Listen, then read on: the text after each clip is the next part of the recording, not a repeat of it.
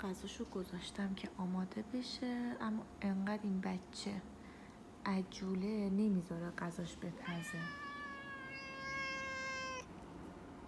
بونی وایسا آماده بشه.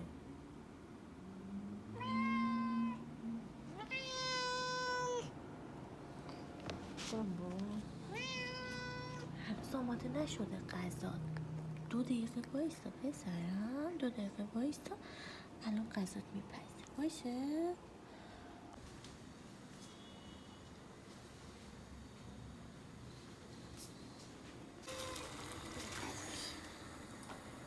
بونی دیگه کم کم غذات آماده است.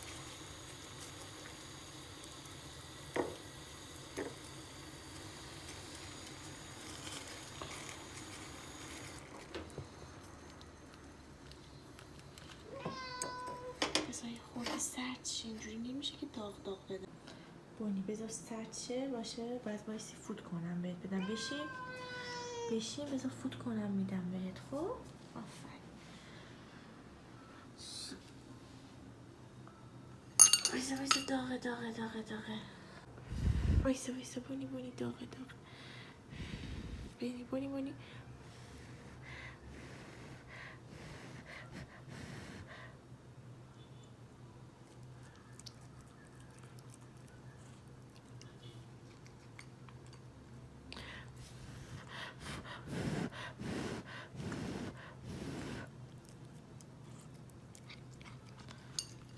پسرم باید وایسی من غذا تو فوت کنم چون خیلی داغه.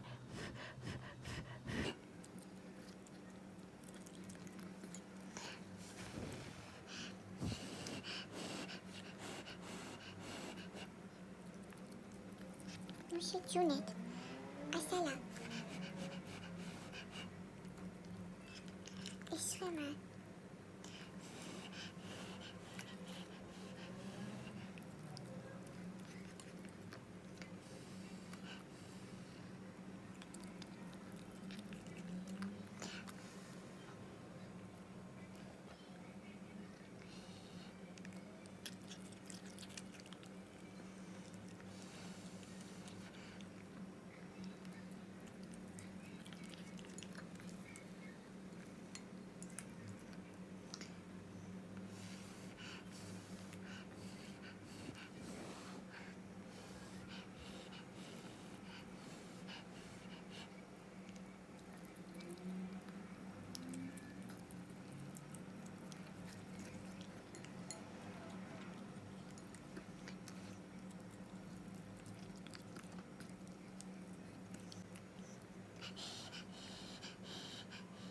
تموم شد دیگه.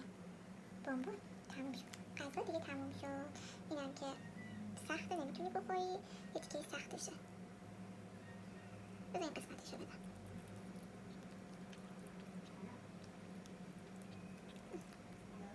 دیگه بسته تموم شد. باشه دیگه تموم شد. خب فردا بازم دوباره بهت میدم. بونی تموم شد دیگه.